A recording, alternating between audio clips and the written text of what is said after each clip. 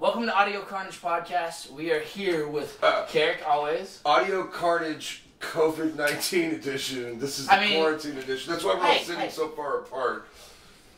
It's good. We have not touched each other. Except Ace. Except this one. Yeah, no, Ace is the bad transmitter. So, we are here with Malakaai, also Adam Williams, one of our good buddies. Carrick, we've known. He's been on a couple of the podcasts. Y'all know me. I'm Jared. So, first, let's kick this off, other than, Ace. Right. So he's relocated, so I'm going to relocate too. That is not social distancing. No. Don't do this one, puppy. Come on, right here. Oh, right here, right there. There you go. There you go. That's your spot. Half this podcast is talking to you about your art, and half this podcast is just petting the dog. Yeah, realistically, I'm just trying to get a lot of footage of my dog. We were okay with that. All right, so jumping right in, what would you say some of your biggest influences are? All right, so I am a jazz man who has seen the world.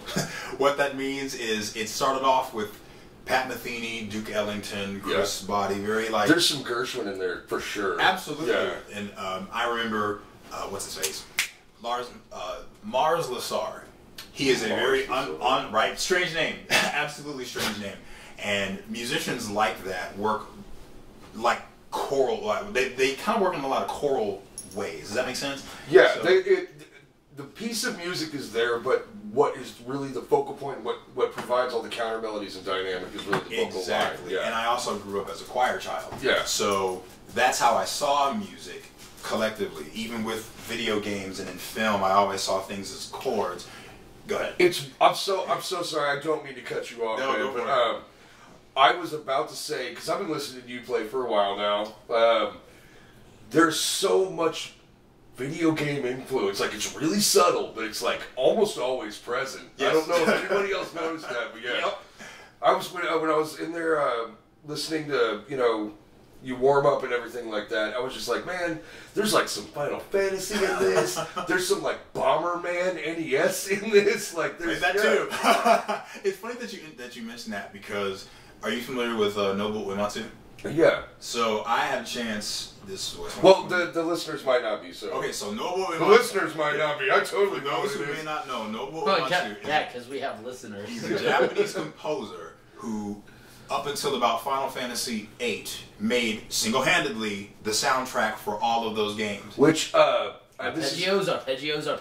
I'm about to tell you like the nerdiest thing about me. Like I listen still to this day to the Final Fantasy IV soundtrack. That's good. All the fucking time. It's great music. Like, it really is. And it's because it's good music that things like Symphonic Fantastique exist, why Video Games Live exists, why the 8-Bit Band exists. And when I saw this, I won't even say resurgence, but this surge of good, well-composed music being played in various venues across the world, by various different musicians, so like I can play a game and see a metal cover of it, a Latino, a samba cover of it. I can see a jazz standard cover of it. So because it's iconic music, we were talking earlier a little bit about fundamentals and things. It's like when you get to a certain point, there are certain fundamentals that you just learn, especially our generation, because the guys that were composing even these MIDI 8-bit video game themes were really good composers. I see you got a look on your face. You got an opinion about this? No, I'm actually agreeing. Okay. Points of thing. Well, the first form of MIDI that ever existed was Super Mario Brothers instrumentation. That's iconic music. They figured out how to create the form of like you couldn't use a Spectrasonics Omnisphere, Keyscape, Trillion. You couldn't use any of the native instruments. Like, that stuff would not exist if it wasn't for that video game. Like, figuring out how to make noises, those little beep on those, in a melody, and then on a time format. Which, yeah, I was just thinking back on how it cracked me up that's how it originated. I mean, the basis So, hold on, before we get too far out. All right, so, Adam, where are you originally from? Dallas, Texas, born and raised. Okay. Same.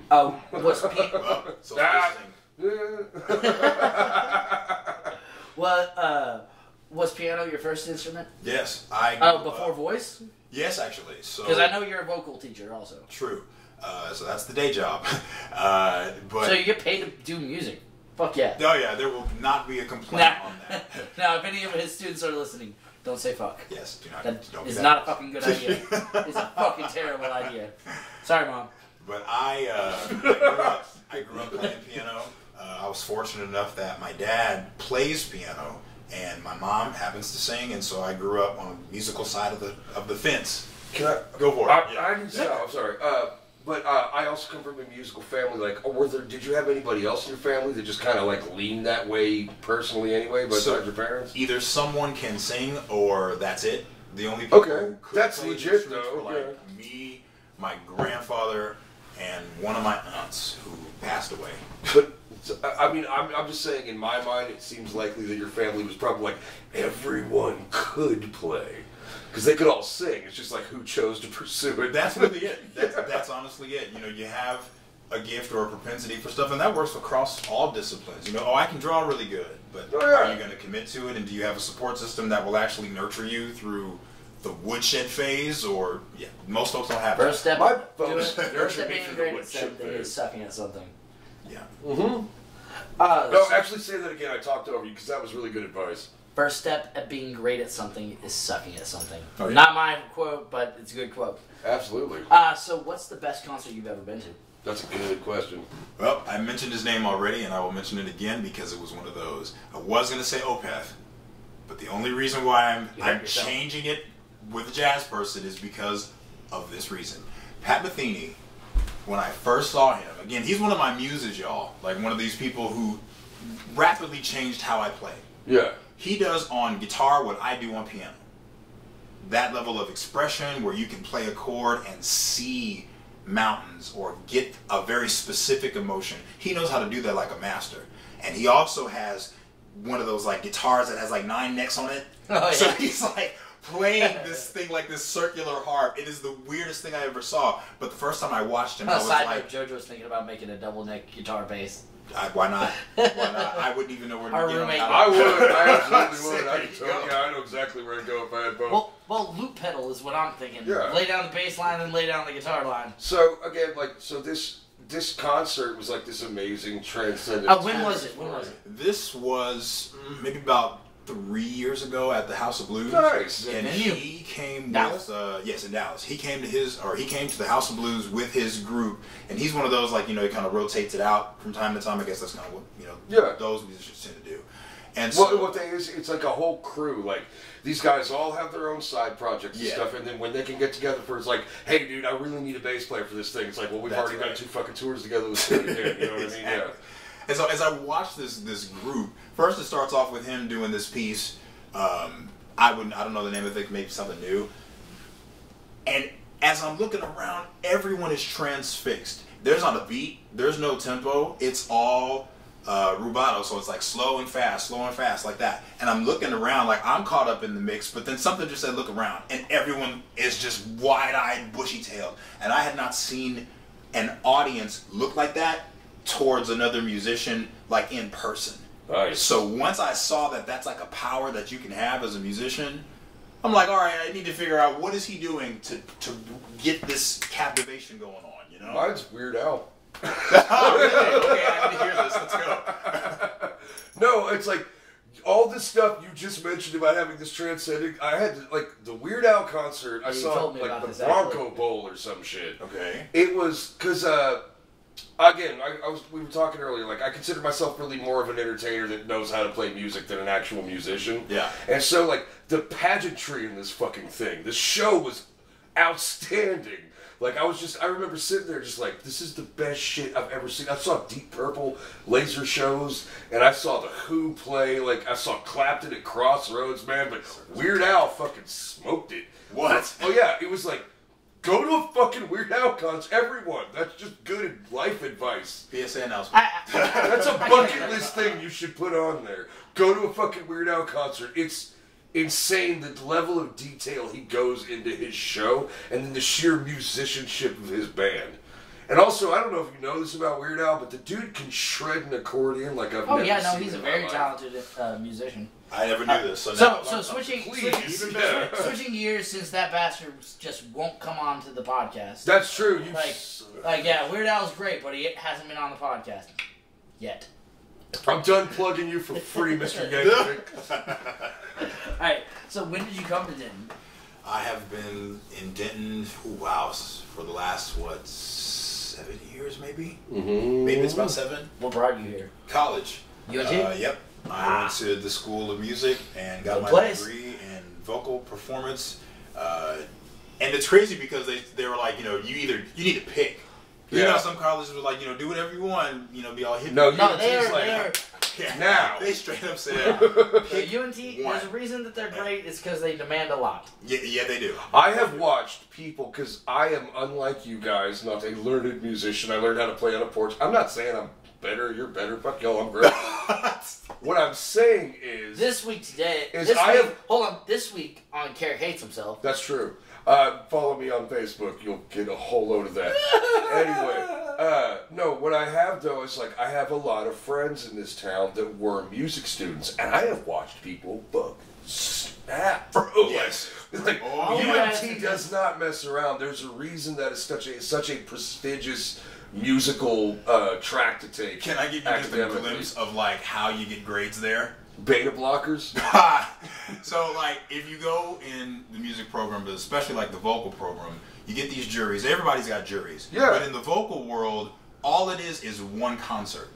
Ooh. That's it. So, for the entirety of the semester, it's you and a vocal coach. So, not only do you have to do your juries or your essential final exam, you have to do it in front of a fucking audience. Yeah, so at least speaking for vocal concentration. Yeah. You must, instead of taking a final and studying some 100-question test or whatever, you work on whatever songs that you and your instructor picked for you. And that seems like, that wouldn't be a lot. That's that's the gig. Where the catch is that all them songs except 3 will be in a different language. So you have to study that. And you have to sing it like you are a fluent speaker of that language. Right. That's crazy. Yeah, that was how I learned Italian, because I sang a lot of Italian. There you go. But if you think about it, the voice is very different in the aspect of any other instrument musically, whereas there is a proper technique and a proper usage for an oboe. There is a proper technique and proper usage for a trombone or a guitar or a bass. With your voice, it really does depend on the musician. You know what I mean? This person's voice can do this much. How do you work within there?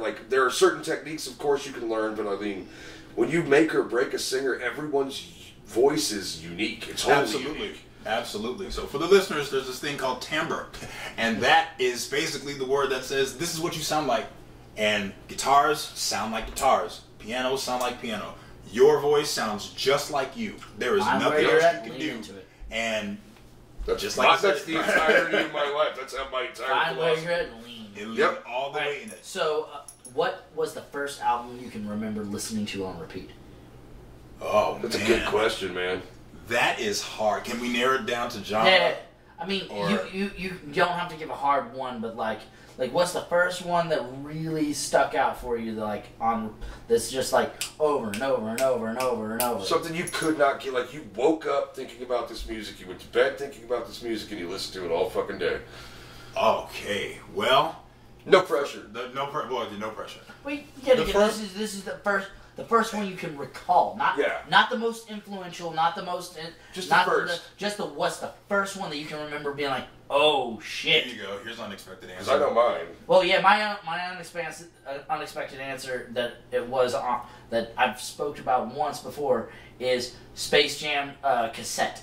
The soundtrack to Space Jam. Oh, wow. Yeah, I remember listening to that on the cassette. Jumping off my fucking bunk beds, pretending I was Michael Jordan, trying to bet mine's the soundtrack to Beetlejuice, man. Danny Elfman blew my fucking 5-year-old mind. Oh, well, also Danny Elfman on fucking the Batman movie. Oh, yeah, man. Danny Elfman is forever tied to Batman. So yours now. One of the best composers of all time is Danny Elfman. Yes, don't come for that. I agree. The Boingo was the shit, dude. One of these albums would be, surprisingly enough, Tony Braxton. Actually, Tony Braxton album, fucking performer. The Tony Braxton album. That's it. That is one of the first R&B albums that I ever came across where I could just press play and every song worked. And not just because they're all good, but because of how they're programmed. You know, like programming is like, you know, this song's first and this one's going to be next. So like that intention of I want my listener to feel bad at first because my heart was broke, but then we, you know, came across it together. Like that is some very intentional stuff, and I love that she did that. What's awesome about music, especially from like that era and eras before, is it was very much an album-centered market. You were meant to listen to the entire album. Well, yeah, that's the one thing that I found that I like about actually records now. Never was a record person, but now you're totally vinyl nerds I love the fact that you put it on and then you have to listen to the whole thing front to back. There is no like, oh, I just want to hear that song. No, it's the artist is painting a picture. It's like looking at Starry Night and focusing on a window. You know what I mean? You're not looking at the whole fucking picture. All right, off the wall question. You're like, I really like this window, and it's like, dude, take a step back and like check the whole thing out as it was intended. Adjust your perspective. Yeah, exactly. All right, off the wall question, just for fun. So, did you ever watch Jackass at all? You just know the characters of Jackass? You did. You see why I breathe like that? I know enough about you. Hold on. You're going to like this question. I guarantee you're going to like this question. So, of all the cast of Jackass, fuck, marry, kill. Okay. Oh, yeah, let's do this. Johnny Knoxville. Okay. Johnny Knoxville. So, here's the thing. That's why you watch Jackass. Fuck, marry, kill. Johnny Knoxville. I swear to God, if you say you kill Ryan Dunn. Okay, that's a new name. So, I only know... Okay. Spoiler alert, I only know 3 names, and I know with 2 of them... Alright, that's all. We only need 3 answers. So that's why I'm saying, like, I can literally just roll the die because I know 3 names. And so, yeah, fuck, marry, kill the 3 cast members of Jackass, you know. We'll go with, we'll marry Steve-O. Really? He's sober. Only because he's sober. Okay. My bad. I'm still thinking of Steve-O back then. I'm like... No, not that Steve-O. As your friend, you He's not a dog. He's responsible. Disciplined, reformed Steve-O. Like, the reliable... Alright. Okay, reliable Steve-O. Steve-O version 2. So we'll do No. Version 3. Version 2 was the drugged out one. That's true. Alright, version 2.0. So 3.0? 3.0. My favorite was Jackass 3 was the scene whenever he was about to use the baseball and swing around and hit him in the balls. It was like, hey, I'm Steve-O. Why do I gotta be Steve-O? It was the most honest expression of that show I've ever seen. He really didn't like that name. Alright, so, fuck, marry, kill. You're marrying Steve-O. He's marrying Steve-O, and I recommend against as your friend, but still. It's only just because I only know 3 of their names. Okay. We kill Johnny Knoxville because he started this mess. Do not sit here and tell me that you were not sort of attracted to Johnny. I know you, man. Oh, no. Hold on, so who do you fuck? Whoever's Bam Bam. Bam. Bam Margera. That's I can see that, actually. I don't know what like a barrier. I just remember Steve-O, Johnny Knoxville, Bam Bam. I will say this. And they would always hurt each other and staple, like, their arm together on something or burn something. Let's just be honest. You're just happy about their masochistic nature. To a degree. No, because here's the thing. No, hold up. I'm about to call you out on this podcast, man, because we are friends. I wore my fanciest shirt for you. Here's the deal. You like wrestling. I do. Deep inside your head. Yeah, deep inside your head, you love wrestling, but you're a 90s kid like me, so that means you watch, like, backyard death matches every now and then and shit. Oh, fuck, so marry, you're kill, gonna judge wrestler. Jackass. You're gonna say Jackass is stupid, and then you're gonna watch New Jack, put 4 staples into Raven's eye, and just fucking cheer your ass off. That is hypocritical, my friend. It would be hypocritical if the former wasn't staged. Oh! That's why they have writers. It's still performance. They both were staged. Come on. Alright, we got just a little bit left before we switch over to one of the songs. So, what is your favorite of your songs to play? Favorite. You have to, choose your favorite of your own children. No, you fucking. No, I'm asking. I'm saying. I'm giving give me a quick answer. I can answer that question. I have a piece called "Howling to the Moon." That song is. You played it for us earlier. Played it for you. I don't think you played it during the podcast. Wasn't able to play it over that. And yes, we've heard it. Yeah, it's because of the lyrical content and how that song came about. Well, next time you come on, I'm totally making you get on the microphone also, like. Oh yeah, that will happen. Unprofessional. No, hold on, that's my timer saying it's time for the next song. Oh, okay. So professional. My bad. I didn't realize that was like the bop bop bop. Yeah, no. Before we move on to the song, so what was the first piece that you played for us? The first piece that I played for you was a song called "Long May She Reign." Anything that you want to add about this, like any? Definitely. So, "Long May She Reign" is inspired by Game of Thrones. Instant clock by like the first 3 seconds of listening to it. And the reason why I did that is because, as much as we all love Game of Thrones, hold on, Cersei or what's the blonde one? The one true queen? Daenerys. I'm a red witch, dude, and I don't even care if she's got the necklace on or not. I like you necklace. Alright, Squizguard. I call you a G-Mills. That means grandmother's that wants you. That's too old, dude. What? I'm old, man. Alright, so long may she reign. Long may she reign. So, this particular queen happens to be a Lannister, and that's who it's about. It is specifically about Cersei, but the reason why I pushed so hard to make this song was because I never saw a samba or Latino-oriented rendition of Game of Thrones. I always heard a hard version of it to recreate the hardness of the power rock that you hear in the street. Well, like, what was the name of the land? I put that shit out of my mind. But the name of the actual land, what was it again? I'm sorry. Westeros. Damn it. Westeros. Oh, Westeros was like the most horrible fucking place. It was like, you are either going to get horribly violated in some way, or someone's going to just straight murk you for no reason. Or somebody's not going to finish the book series and we're not going to find out what happens. That's true. Yeah, that's shade on George Alright, so what's the next song? I would like to say something. This is just kind of a little side note. But I remember I moved in here months ago, and these walls are paper thin. You can hear everything. It makes it very awkward in the morning sometimes. But I remember when you and also at like 4:30 in the morning. That's true. That's true. And not for the reasons you think. That's also true. It gets weird here sometimes. Is my point. But I remember lots of crying. Lots of crying. I remember waking up and listening to you work on the first song here. During the first. Remember, I was first testing it. Like the difference between when you were playing this months ago and where you were at with this song now is noticeable. Like, it's incredible. Yeah. Well, something lit a fire under your ass. For sure. You've been working hard. There's a reason for that. And we will get back to that. So, song number 2. Fuck you, man. Song number 2 is. There's a reason for that too. What is song number 2? Song number 2 was called "I Miss Then." Okay, and we will get back on that right after this quick break.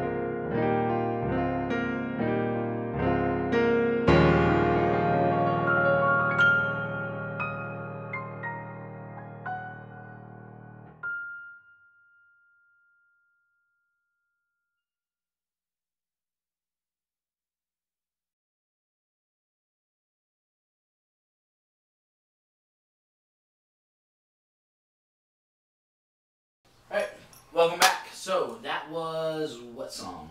I missed Long Then. Way She Wrote. I missed them. The second one, yeah. Then, T-H-E-N. Oh, like you I missed then. Like way back when, I miss then.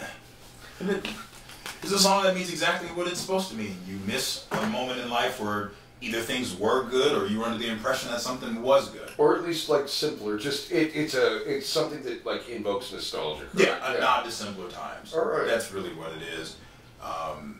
And sometimes you need music like that. I do. I like songs that make you want to think back and reflect on something. Another like nerd out moment of mine is sometimes like if I'm having like really stressed or something, I'll listen to the Earthbound theme because that game used to relax the hell out of me. I wish I knew that you knew that. I would have given you the what's that song? I wish I knew that you knew that. Name theme. Oh hell yeah! No, I'm in. I want to hear that. We can do that afterwards. It'll be fun. Yeah, I know a lot of Earthbound songs. In fact, no, that was another composer. Like Nintendo kind of nailed it on these like weird. These guys were a bit cutting edge if you think about it. They were working with technology that was completely experimental. It had Well, they also had very limitations. talented composers too. Yeah. that's what I find so fascinating. Like all of them can go to their instrument, whether it's piano or otherwise, and write all this out, and then turn all that into beeps and boops. Yeah. It's all about just transposing it. Like if this is what I have to work with, how do I make it sound the best on this? And they did so very well. Like for anybody our age, it's kind of iconic. Like that early. Oh yeah, video game. multiple of those Chrono songs are burned into Yeah. our brain. Yeah. Chrono Trigger had amazing fucking music. There's a YouTube channel, I think it's called like 8-Bit Theory or something like that, and he talks about those sounds in the cartridges of the SNES and the Sega Genesis. In Like fact, their physical presence in the cartridge, because that's how video games used to work, kids. yeah. There was a microchip for fucking everything. You couldn't stream shit. Also, you can hit it and make it work better. Oh, that doesn't work anymore. Did you know that your breath used to fix problems? Yeah. These kids don't Actually, that's not true. It worked every time, and you know it, thought bro. it fixed I problems. couldn't. No, hold up. I couldn't play Roger Clemens baseball. It fixed problems. No, it turns out the dust particles was actually less of a problem than the condensation that your breath put on it, and so Why did it work though? because you want to know what Fantasy really wasn't worked. final, Well, that's you all I'm want to know saying. what really worked? It was the pop. Did you ever do the thing where the Q-tip, you were just like, fuck, this is horrible. Yeah, fuck you, got time. We never made it to the Q-tip phase. It was Damn. either breathe, hit. After that, we gotta move on.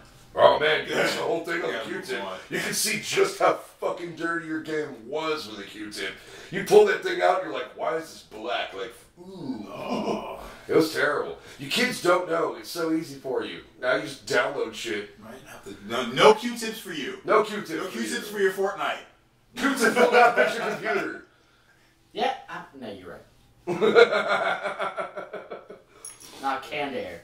Yeah. Canned air. Yeah, that's what it's all about now, you kids. You don't know how lucky you are. So what would you say?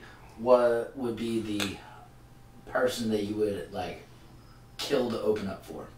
Ooh, that's a really good question. Easy question. My other muse, this woman named Hiromi, Hiromi, plays like a goddamn monster. Yeah? Pianist? Yes, yeah.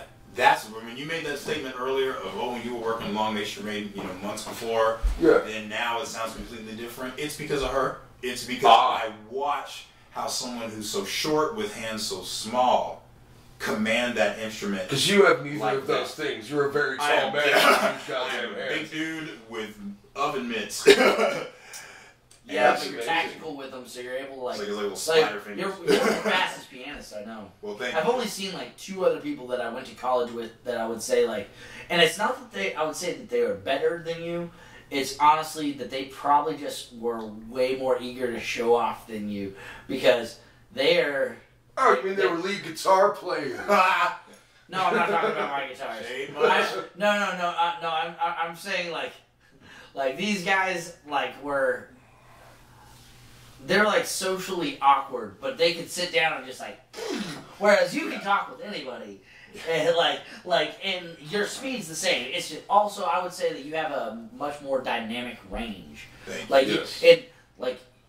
speed is not everything. Well, especially with something like piano, where it's a percussive instrument that's also technically strings. Yeah, you need to be able to be loud. You really have to be able to work within dynamics and acoustics. Like, even though also I said throwing earlier, away time signatures, throwing away BPMs, getting away from the click.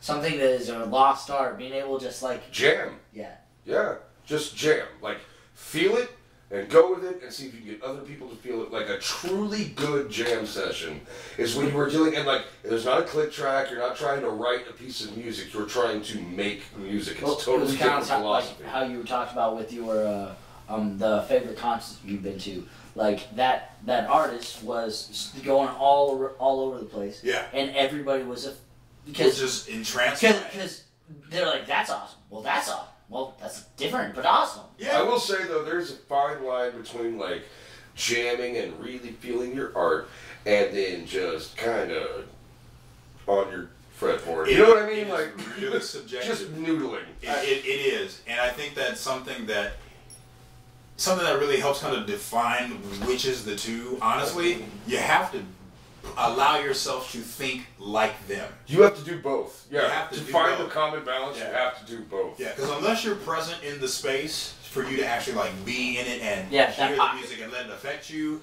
then the only other thing you have to go the only thing you have to go off of is what you think they're thinking.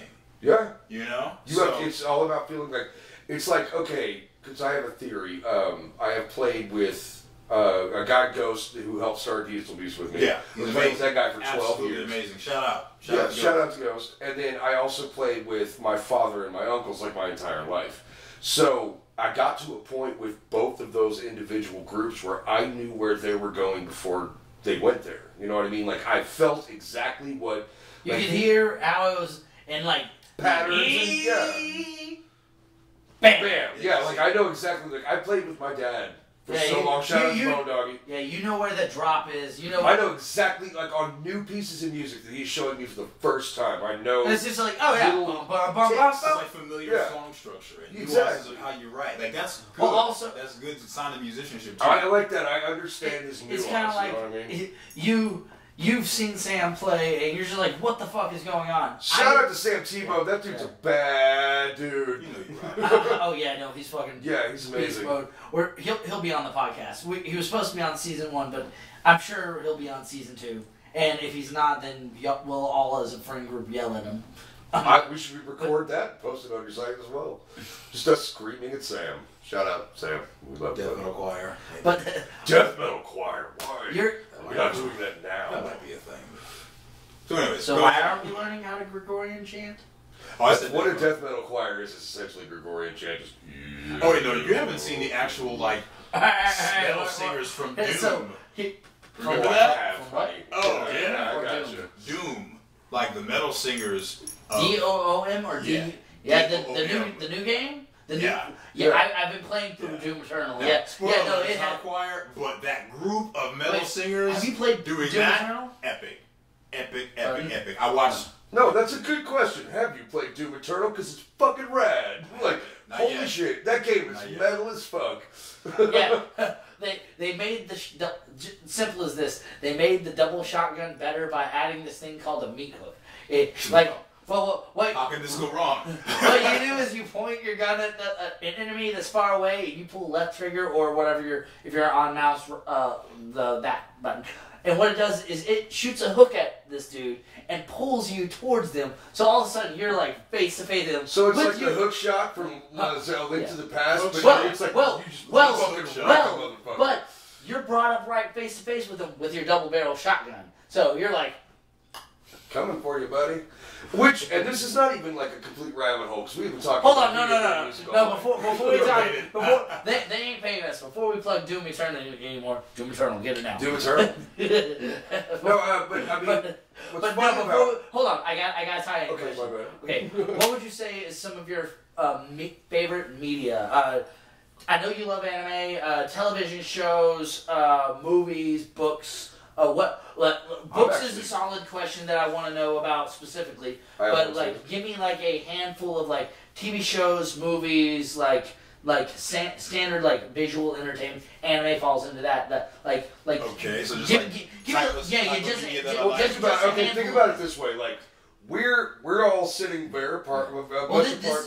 This is the time of the streaming service. So like, tell them what you're streaming right now that actually like inspires you a little bit. Okay, just what's your? It could be TV shows. It could be anime. It could be whatever a movie. art. It could be a video game. Like, and you're not limited to one. What? Just kind of ramble off thoughts about. Like, so it's kind of maybe it's a little actually not really dated now. All right, hold on. Let's narrow this down. Start with a couple animes you really love. Okay, Food Wars. No, I know that. Joe has cooked some mean ass meals based off of that show. Shout out. Really? That's amazing. Yeah. Did you not see that like bacon wrapped mushroom? Oh no, stuff? I eat everything Joe hands. No, I don't think you were there that night. Oh damn. This thing was a fancy ass thing, but he showed us the image of it from Food Wars. All right, so Food Wars. What's another of your favorite anime? This one is a new one that I found out about maybe actually right before all this stuff started. It's called, and I might mess it up, Kimono Michi, and it is a wrestler. Yes, I knew you were going to say that. It's a wrestler who, is in modern times, who in the middle of his match, like he's on the top rope and he's about to jump off, and right as he's jumping off, he basically Thanos snaps away, like just vanishes. Into a world of furries. And he turns but he teleports, I guess, into this, magical kingdom with elves and humans and all that stuff. And they're saying, we summoned you to kill these monsters because the monsters are killing us. Suplex monsters. And so when he realizes... Exactly, though. That's exactly what he realizes that the monsters are... It's like power bombs and pile drivers and shit. Yeah. He's clearly based off a wrestler named Hold on. Mexican wrestler with a mask? It's called a luchador. Yeah, it's off the luchador. But the style of luchador... Mask? Yeah. Well, the style of luchador carried very heavily over into Japan. Okay.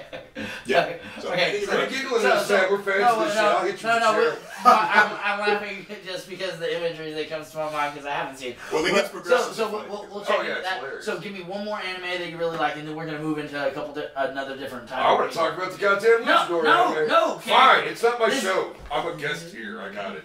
No, we're diving into the mind of him. We are diving in the mind. All right, so one more anime.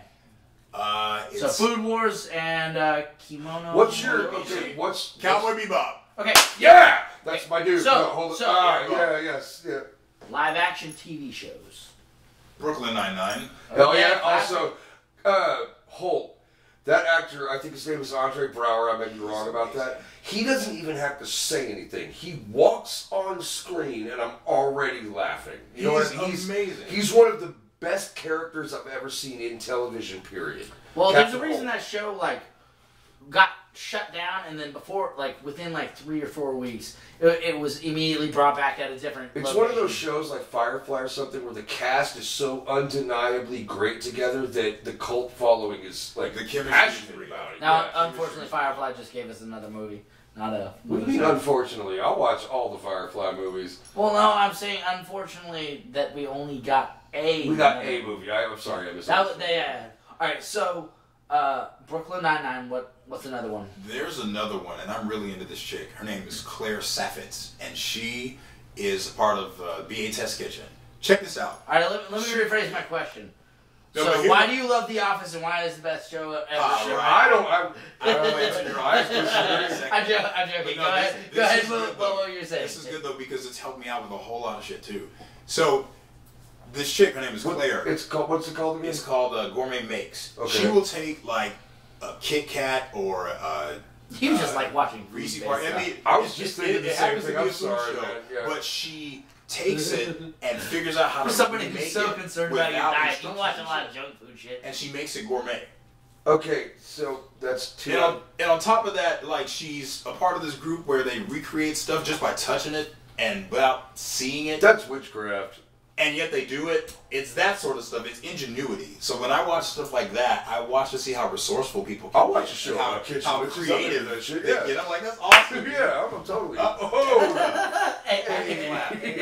He was like, it's okay, dude. He was in Nom. Like, he's seen some things. Man. Yeah. Come on, buddy. No, that's okay. Come on. Come on up, Ace. What do you mean that's Carrick? I didn't do that. He did that. No, wait, that was him? That was Yeah, he clapped. Fair enough. That was the guest. I should have taken that actually for professionalism's sake. This is the point in the episode where we calm down Ace. He's fine. He's like, I'm awake. All right, so what would you say your favorite book is? Ever? I mean, you could be like top 3. Hey, lay down. Okay. Come on, lay down. Come on, lay down. Good boy, Ace. It ain't. What are you looking at?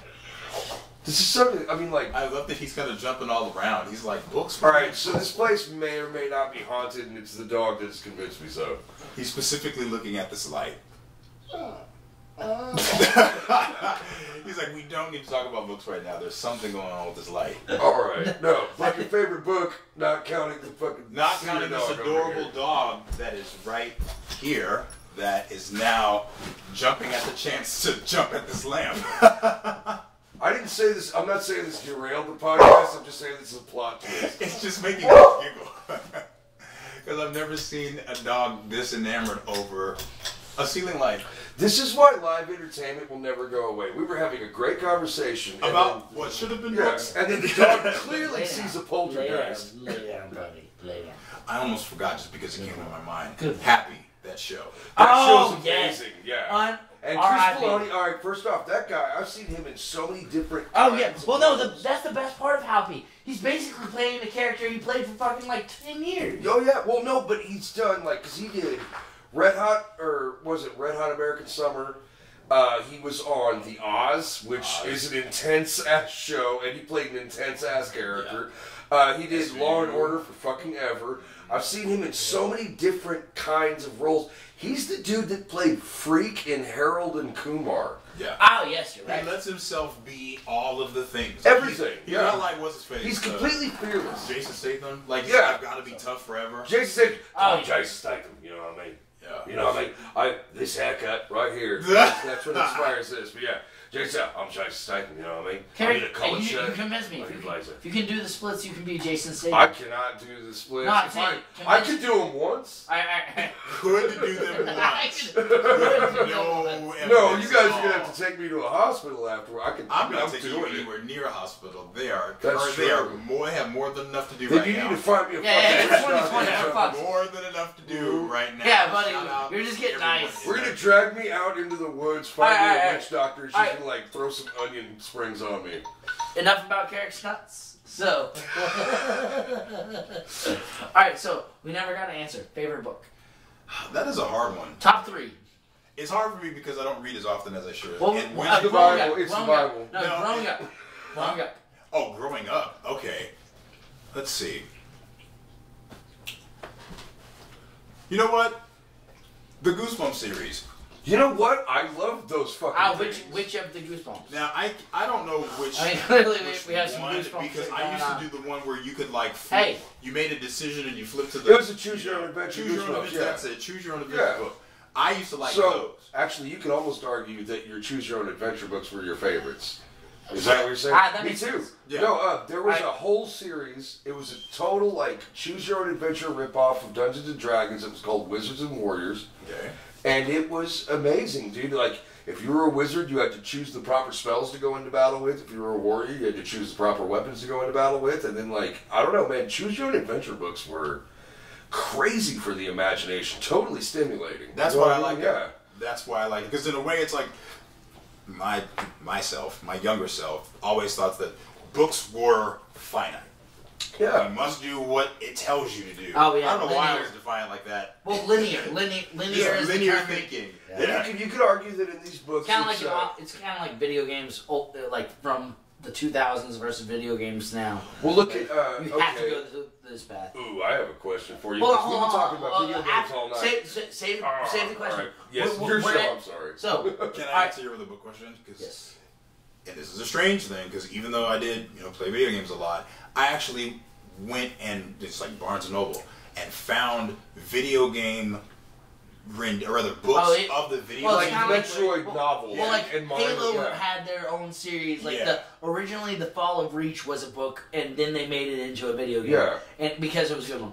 All right, so go ahead. So I say that to say, like, when I played Resident Evil Code Veronica. Yeah. No, there was a bunch of Resident Evil series books. And then I found out that that one was a book. That one was a book as well. Yeah. And when I read, like, I actually read it on a whim because I was curious how much of the game they were going to put. Oh yeah, no, I did the same thing. They went farther. They told you the game, and they was like, "Here's what happened," and then they were like, so much farther. Like, here's where you fit into this story. Yeah, like the level of detail was visceral. Excuse me. You know, so like when the zombies showed up, like I felt they were chasing me. Like it was crazy, or rather chasing Claire because that's what's in there. Ah, another Claire. So, anyways, what is the final song? The final song that I played. Hold up, man! I had a good question. No, we're coming back. Damn it! We have enough. It's your show. I'm sorry. I'm a guest here. We just have to do the quick pause. Just save the question. All right, I'm saving the question. It's timing. I have no control over it. Blame the cameras. That's fair. The last song that I have for y'all is "Burned Veterans." This song, quite the name, man, is, in my opinion, it's my favorite one of your pieces. I'm a very big fan, but do you want to give me a little bit of background on this one? Because if this is, I think I know kind of where this. Let's save the background until after. How about you say it and then we talk about that? Because I would rather. Let's do that after the song. Yeah. Okay. Yeah. So let's cut and then go to the next, and then we talk about the song. All right. That way everybody can have a perspective. Heard. All right.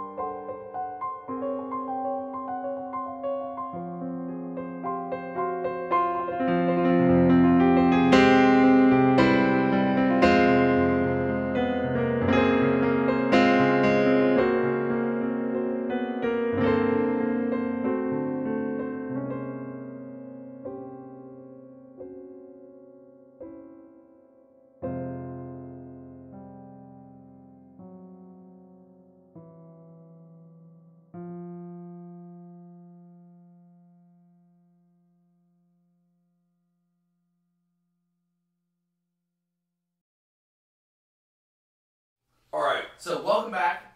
That was Burn Veterans. So give us a little bit of background on that. That has a lot of history. I want to tell this story so bad because I want to do the big reveal. Go for it. In case you haven't noticed, everybody in internet land, like the three of us are very good looking, but we're big nerds. We love nerds. And tell them how you and I became such good friends. Because I mentioned that you and I were pretty good friends earlier. Like, I'm going to let you have this one, Malakaai. Like, D&D. Dungeons and Dragons. We don't just play it. Like, we get into it. It's costumes and character voices and smoke and fucking lights and smoke and mirrors and all the things. We have, how many threads do we have going that are just like role-playing threads? Like, so we can just, like, we can talk in character, like, during the week. D&D doesn't mean Deftones and Dirtbags? Sometimes. Sometimes, actually, yeah. No, it's something, like, it was a weird thing. Like, it's always been fun. We love it. This particular group... Wait, Death Metal and Dames? You're about to get hit by two D&D nerds. I'm kidding. I'm not going to threaten you on your own show. I'll threaten you on my show. No, this particular group we have going, and I think you'd agree, it's weirdly, like, we're just supportive of each other. Like, there's a weird camaraderie there that just, like... Well, also, your DM's very thankful to have a group that's not fucking around the whole time. We are not fucking around the whole time. We're trying to advance stories. Shout out the Bard campaign. The game is what you make it. The game is what you make it. It's like anything, you know? Like, even if this wasn't Dungeons and Dragons, it was just football. Yeah. There are the football. It's the commitment level that matters. Exactly. There are the fair weather fans. There are the people who are diehard fans, and then there's the fantasy football people who flip coin to try to make it, you know. Also, fantasy football is just Dungeons and Dragons. And that's all that is. Yeah. And then there's people who take fantasy football, but they play dress up when they do it. So, how is that any different from anybody else's vice or thing that they like? The thing that I appreciate about D&D, and they talked about it so much, is, or rather, let me say it in a more concise way. If you put out a whole lot of energy into D&D, it's going to be great, and everyone agrees to that, it can't help but be a good, like, script reading. Yeah. Like, it can feel like reading a script for an HBO pilot. So, your character in D&D is somebody that my characters be like, we're family. I mean, like, we're right there, but, like, his name's Wolfgang. Wolfgang has gone through a major, like, character transition, but Wolfgang is essentially, in my mind, this is my opinion on what your character of Wolfgang is in D&D, is the veteran. The gamer lean forward stance. The gamer lean forward stance. No, for those of you that haven't picked this up already, we've hinted to it, but we haven't straight up said it, but Adam is a veteran. And your character is very much what I think Adam is worried about becoming in a worst case scenario. Garrett. What? We had his uniform in the filming. I know. I said it, that we hinted at it. His name is Adam Williams. It was explicit. Malakaai / Adam Williams / Wolfgang, though. His character in D&D is very much a... Wait, what's D&D? Not very much. God damn it. It's a projection of some certain anxieties in your actual life, like most good characters are. Like if you're a writer and you're writing a movie, you're going to write a character that's going to reflect some of your inner anxieties or inner just leanings or whatever the fuck you're trying to get out. Whatever your artistic vision is that expresses your feeling can get out. Yeah. And this is going to sound really nerdy, and I don't fucking care because I'm done defending this. D&D is amazing for that shit if you do it right. Yeah. And you have totally done that. And I know that my point was this specific piece of music, which I love, was loosely based on your experiences in your actual life as a veteran. And your character in this Dungeons and Dragons group is also, he inspired the actual, imagery for the music. Yeah. So there's a balance between real life experiences and the imagery and theme and shit. That I would agree with. Absolutely. See, I had a fucking point, smartass. So to clarify.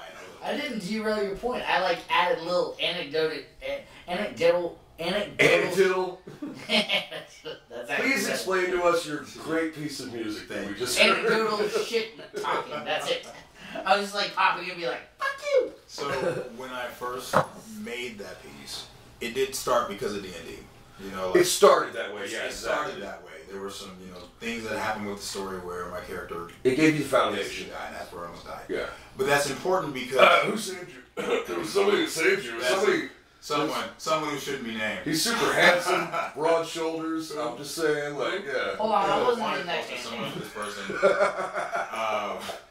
So, anyways, maybe forget.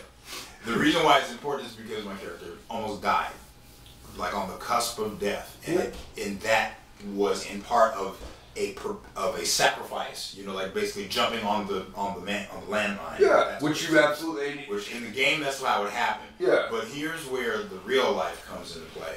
As a veteran, I have experienced and I've seen my fellow veterans not be respected when we leave. It's a scenario that is not theoretical to you. It's very, very theoretical. real. It's real. And when I see fellow veterans suffering from mental health concerns, veterans that are struggling to get healthcare treatment, being kicked off of, prescription plans because their insurance provider is deciding to do one thing and TRICARE doesn't do the other. TRICARE is what everyone in the military gets because that's what it is. And then when you know that pain is real and you see that they're trying to wrestle through it and you see the flip side of it, kind of like what's happening now, where everyone's so quick to be like, "Oh, they're heroes, but won't do anything." Yeah. In admiration or accolade for the hero. You know what I'm saying? It's good to say, okay, fine, that's a hero. He's hurt, but what are you gonna do to help him? This is my personal opinion because, like, obviously, I tend to lean. Like, and I don't want to get super political about this, but like, first off, the warrior class in any country, not just America, deserves your respect. Absolutely deserves respect. It is not their fault that their bosses are assholes and doing things that you don't agree with. These people become the warrior class so that you don't have to become the warrior class. That is like the definition of sacrifice. You're a soldier, you deserve respect, and when you come back, you deserve a bit of support. You went and did something that not many people will ever be willing to even admit they can't do. But I'll take it a step further. If you were willing to serve, you don't have to be a frontline person. If you put the uniform on, or if you put the uniform on and you swore the oath like me and you served your time and you didn't get any crap and you got an honorable discharge, good. That was the whole point. That's exactly what you're supposed to do. I've never had an honorable discharge in my entire life. But what's supposed to happen is you're supposed to not be vilified when you get out. Yeah. And kind of just left. Hold on, I bet you're on an honorable discharge. He's about this tall right now. Oh yeah, okay, my bad. I have one honorable discharge. He's 7. No, but it's just I don't know. Anyway, like all policies and politics aside, like there's a certain person that can do things that people can't, and it takes a massive amount of courage. Absolutely. And they deserve your honor, in my opinion. Yeah. So when you feel like you don't get that, when you feel like there is no real glory for, like, did y'all ever see Spartacus? Oh yeah, I've seen Spartacus. So, do I look like somebody that's never fucking seen Spartacus, man? Yes. So what he's saying is that you look like a person who pretends that you've seen Spartacus. No, wow, Shane. Oh. No, here's why I bring that up. There's a scene where right before when Spartacus, like, shout out to the old Spartacus. Oh yeah, the original when he died. Yeah. But right in that scene before the gladiators storm, and kill all the nobles and stuff, Crixus says to, in so many words, so I'm paraphrasing, or he acknowledges that what he was brought up on, this gladiator concept, was bullshit. Yeah. And while I am not saying military service is bullshit, it is not. What I am saying is the glorification that comes with it is foolish. No, I'm not talking about glorification. I am talking about respecting people that chose to do a job you can't do. Yeah, but here's where I'm going though. Yeah. So when you don't feel like there is respect for you, for the job that you do, even though you're told that you are respected.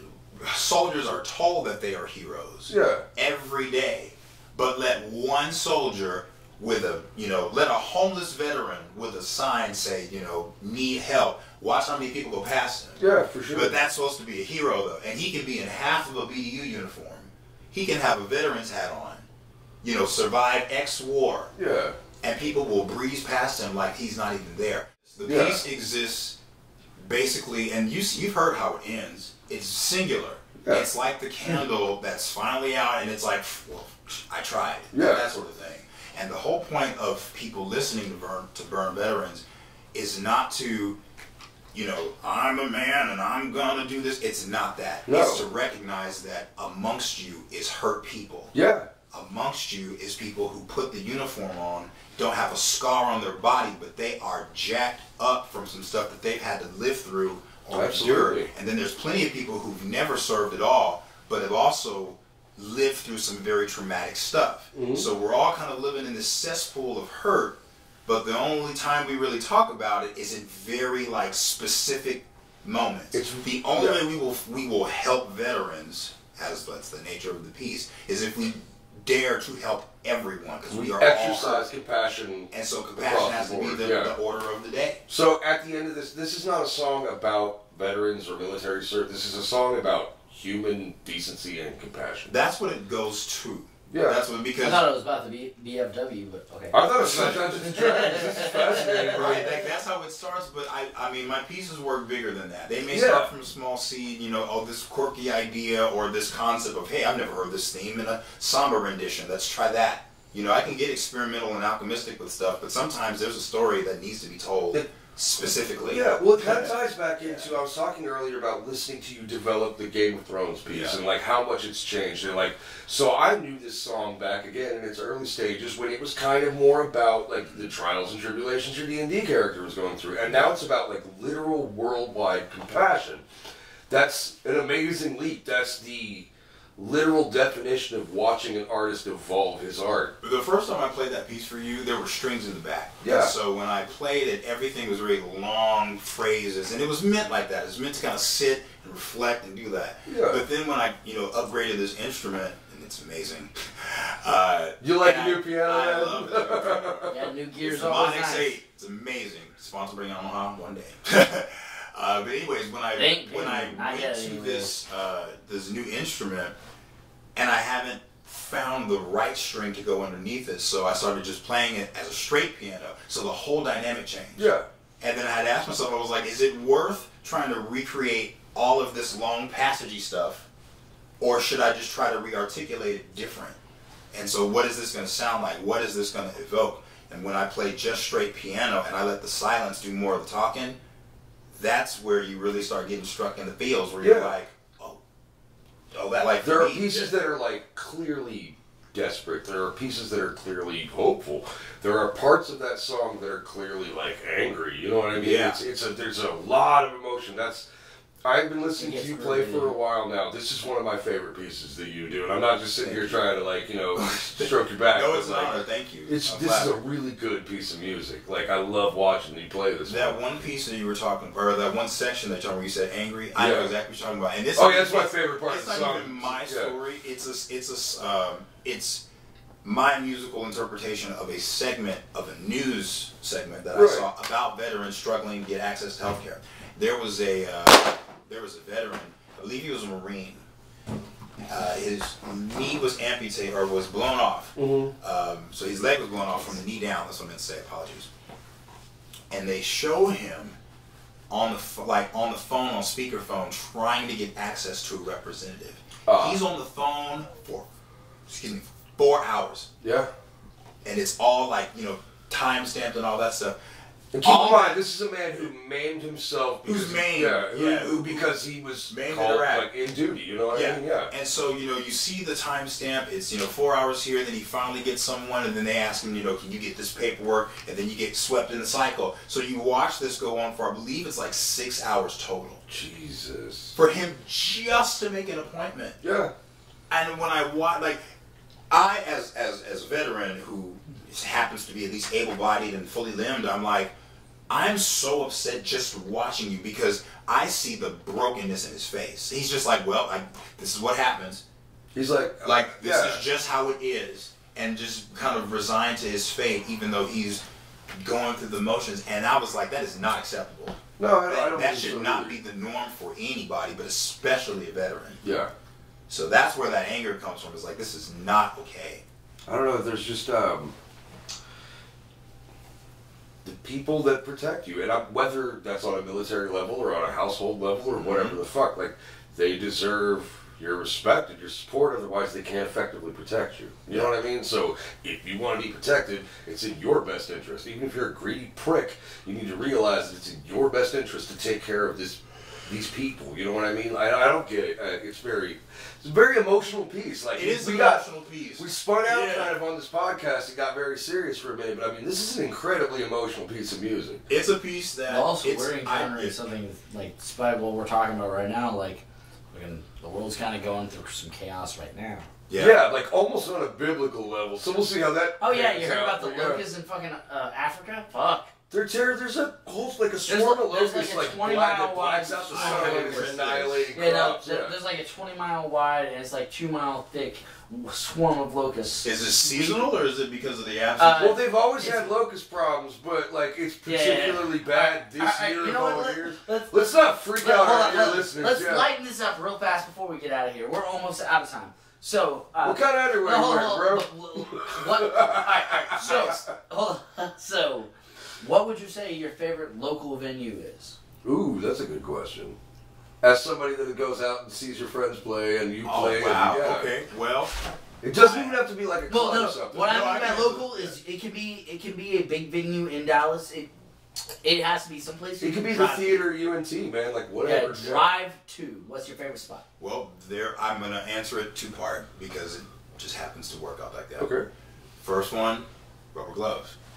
Rubber Gloves is a good venue. I run security at that place every now and then. I have the good fortune of working with those guys who see some really good shows. Yeah. It's a cool venue. They have a very eclectic spread of the kinds of music. That's why I picked it. It's for that reason. Like there were violinists that were using looping pedals and making all sorts of stuff.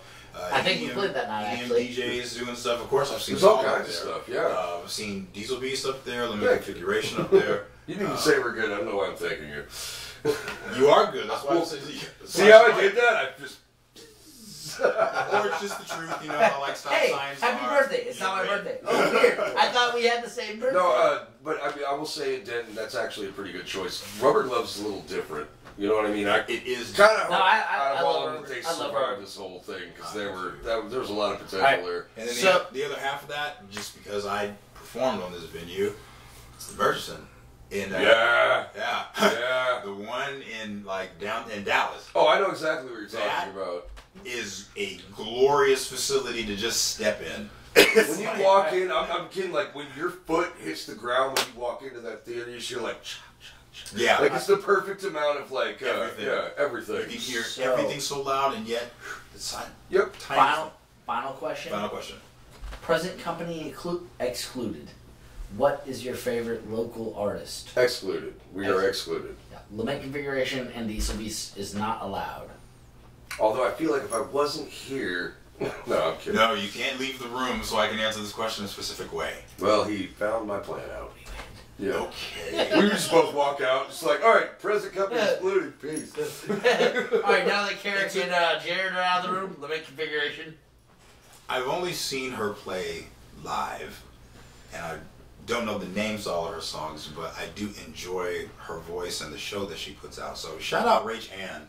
Rach Ann is actually on one of the podcasts that I work with, Radio Free Denton. I've been working with Rach Ann for years. She's a good friend. Yeah. Rach Ann's really talented, man, and just kind of a cool person, honestly. I like the vibe that she puts out. She's also nuts, man. Do you want to talk to her about I'm serious, man. You ever talk to her about like ghosts and lizard people and shit? She gets into it. I love her for that. Okay, word. No, Rach Ann's awesome. She's a little like, and you can tag her in this video. Oh no! Whenever this shit gets out, I'm hoping everybody sees this shit. All right, so do you have any shout outs that you want to really give? Like any like thank yous to people, like any specifics, like anybody, anything that you want to like shout out that you haven't brought up or that you have brought up. Time to say no. This right, is just like, do you have anyone you want to thank? No. In fact, that's like some Alright, and this has been Audio Podcast. Ask me that again. Yeah, let's do it. Is there anybody you want to No. Thanks, guys.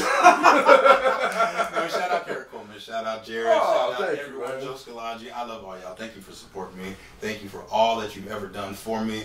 Please look out for Malakaai Music on Instagram. More work will be coming. Trust me. And now you know that he is not just an excellent musician, he's a hell of a person, and he's worth your support. Kind of a dick, though. Little bit. Like, a little judgmental. Just a little bit.